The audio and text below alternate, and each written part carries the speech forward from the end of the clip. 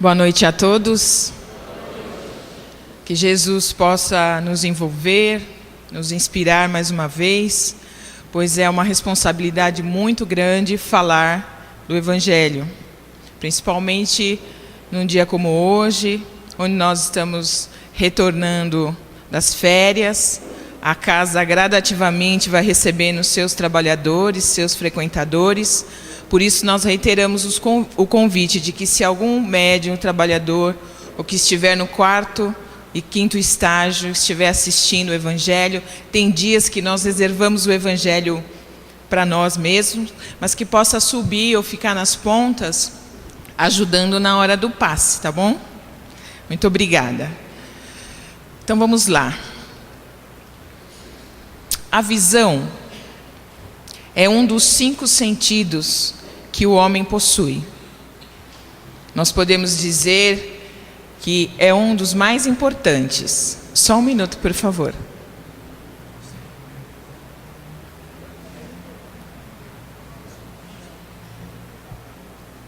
Obrigada. Tá vendo como a visão é importante? Às vezes a gente usa mais a visão do que a audição. Talvez se algum médium tivesse levantado, nós teríamos percebido que existem médiuns na plateia, né? A gente estava procurando alguém se levantar. Como ninguém se levantou, aí a gente supõe que não existem médiuns na plateia. Mas já observamos vários que sabemos que na hora do passe coletivo vão se levantar para ajudar. Então, voltando, a visão é um dos 5 sentidos que o homem possui. Relembrando, visão, audição, tato, olfato, paladar, e nós temos também as sensações, os sentimentos. Mas a visão é muito importante para o homem. E no processo orgânico do sistema da visão, resumindo, como que ele funciona? A nossa retina capta a luminosidade do ambiente externo. Essa luz entra em forma de energia que se transforma em impulsos que, através do nervo óptico, chegam ao cérebro. Aí o nosso cérebro interpreta essas informações e aí traduz aquilo que nós captamos. Resumidamente é assim. Mas o nosso sistema da visão tem vários elementos que olham cor, que olham volume, que olham a forma, a distância, para chegar essa informação até o cérebro e ele poder interpretar. A ciência diz que, na verdade, quem vê é o cérebro, porque ao longo da nossa vida nós vamos reunindo todas essas informações e nós vamos codificando. E para cada imagem, para cada informação que a gente vê, capta através da visão, nós registramos essa interpretação que segue conosco. A ciência até diz que a maioria dos homens é visual, ou seja, quando está num ambiente como o nosso, faz a captação da informação através mais da visão, em detrimento aos outros sentidos.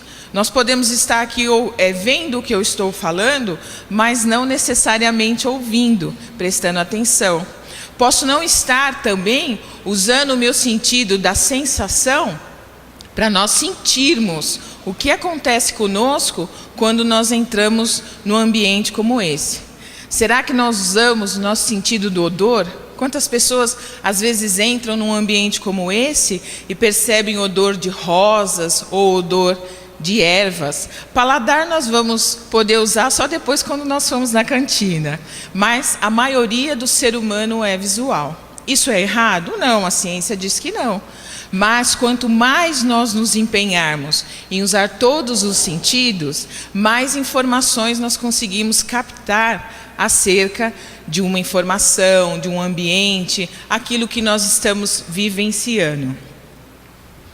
Será que essa visão física, essa captação da informação externa visualmente, através do nosso sentido, ela é suficiente para nós que somos espíritos eternos? Muitas vezes nós esquecemos disso, que a nossa essência é espiritual. que nós somos espíritos que nesse momento estamos encarnados, limitados a um corpo físico. E talvez por esquecer, não é uma lembrança que nós temos todo o tempo, porque a nossa vida ainda é material, aqui nós estamos ligados à matéria, precisamos dela para fazer uma série de coisas, nós nos limitamos até no nosso sentido da visão. Conta o Evangelho que depois da crucificação do Mestre, ele apareceu para os discípulos. E Tomé, um deles, só acreditou de fato que era Jesus quando o Mestre mostrou as suas chagas. Aí ele pergunta para Tomé, conta o Evangelho: você acredita que agora sou eu? Tomé responde: sim, acredito porque eu vi. E Jesus diz para ele: você acredita porque viu, mas feliz daquele que acredita sem ver. Poxa vida, Tomé havia andado com Jesus, testemunhou todas as curas, ouviu todas as palavras, sentiu a transformação que havia também acontecido no seu coração. Viu os exemplos que o Mestre deu de tudo quanto ele havia ensinado. E será que realmente era necessário, depois de tudo, ainda ter que ver as chagas do Mestre para acreditar que era ele que estava voltando? Se Jesus fez tudo isso e, além disso, disse aos discípulos que voltaria a encontrá-los, não foi suficiente para Tomé, que andava com ele, lado a lado. Tomé precisou dos olhos físicos para acreditar. E algumas obras do Evangelho também diz que nós somos homens, crianças espirituais, que a nossa fé só cresce quando nós permitimos que esse olho físico veja as coisas acontecendo. É como se nós víssemos o milagre fosse maravilhoso e aí sim nós passamos a acreditar. Então imagine como nós nos limitamos, porque se nós não vermos as coisas acontecerem, na maioria das vezes como nós gostaríamos em nossa vida, se nós não conseguirmos reconhecer visualmente as bênçãos que o Mestre nos concede, nós vamos ficar tristes. Porque nós vamos achar que elas não acontecem em nossas vidas, que nós não somos espíritos abençoados. Por isso que é necessário que de alguma forma nós consigamos ampliar essa visão, usando todos os outros sentidos e principalmente usando o nosso sentimento, o nosso coração. Paulo de Tarso, quando encontrou o Mestre Jesus, às portas de Damasco, o que aconteceu com ele? A visão do Mestre foi tão esplendorosa, era uma luz tão intensa, que ele ficou cego. Não é isso que nos conta no livro Paulo e Estevão? No livro Jesus Voltando, que acrescenta um pouco mais de informações, além de tudo que o Mestre conversou, orientou, explicou para Paulo de Tarso, disse também que ele ficaria cego da visão física, para que ele se desse um tempo, para que ele parasse para pensar, olhasse para dentro de si e decidisse que rumo daria a sua vida. Olha que interessante isso. Às vezes, quando nós estamos ligados, com os olhos abertos, nós não percebemos o que se passa dentro de nós. Ou não conseguimos enxergar, muitas vezes, o potencial que temos para o quê? Continuar caminhando. Tem um ditado popular que diz assim, não é? O que os olhos não veem, o coração não sente. Esse ditado é equivocado. Não é nem justo com as pessoas que têm a limitação física, com os cegos. Porque se fosse assim, como eles viveriam? Eles não sentiriam? Pelo contrário, Eles fazem uso dos outros recursos e conseguem reconhecer pelo som os ambientes.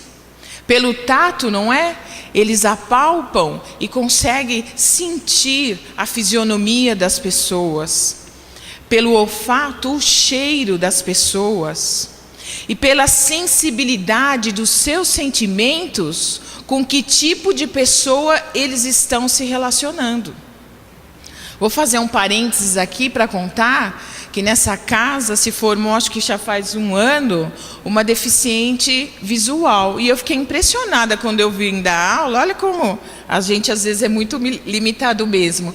E vi essa menina tão linda, ela trabalha aos domingos, eu creio, estudando, lendo, ouvindo os livros, apoiada pelo seu pai, as obras espíritas. Ou seja, ela não se limitou, ela não estacionou por ter um tipo de deficiência que poderia deixar com que ela caminhasse e fosse de encontro ao Evangelho de Jesus. Jesus disse ainda para Paulo que depois dessa introspecção, desse olhar interno que ele desenvolveria, quando ele voltasse a enxergar, a vida seria diferente. E não foi isso que aconteceu com Paulo de Tarso, gente? E será que isso não é possível que aconteça conosco quando nós pararmos um minutinho que seja do nosso dia a dia para tentarmos olhar para dentro de nós e descobrirmos outra forma de ver a vida?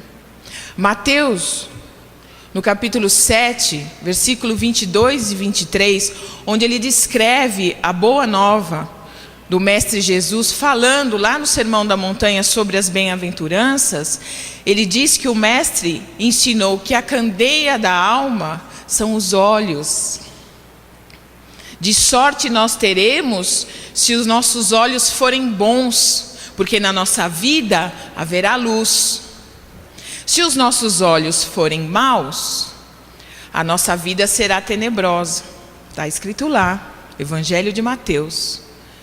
Olhando para essas escritas, nós podemos interpretar, sim, que a nossa forma de ver a vida determina como será a nossa própria vida.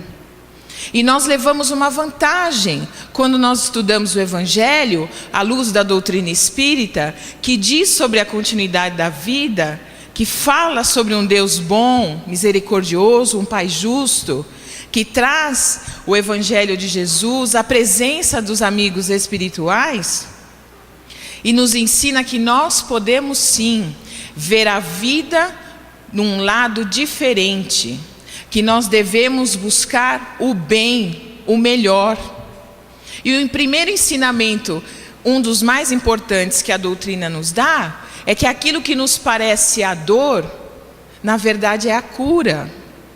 Então olha como é diferente nós olharmos para uma dificuldade, não com os olhos físicos, não o dinheiro que falta no bolso, na conta bancária, o emprego que talvez ainda não esteja lá dando sustento da nossa família, a desavença familiar, o distanciamento que às vezes há entre as pessoas, não olhando isso como uma dificuldade, alguma coisa que nos leva para baixo. Pelo contrário, nós aprendemos a enxergar, a ver além, e ver que são instrumentos da divindade que nos convida o quê? A melhorar.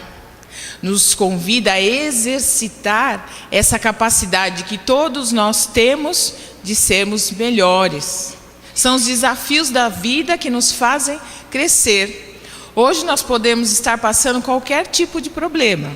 Se nós olharmos alguns dias atrás, nós vamos também ver que nós passamos alguns tipos de problemas, mas também nós vamos conseguir ver que muitos nós conseguimos superar.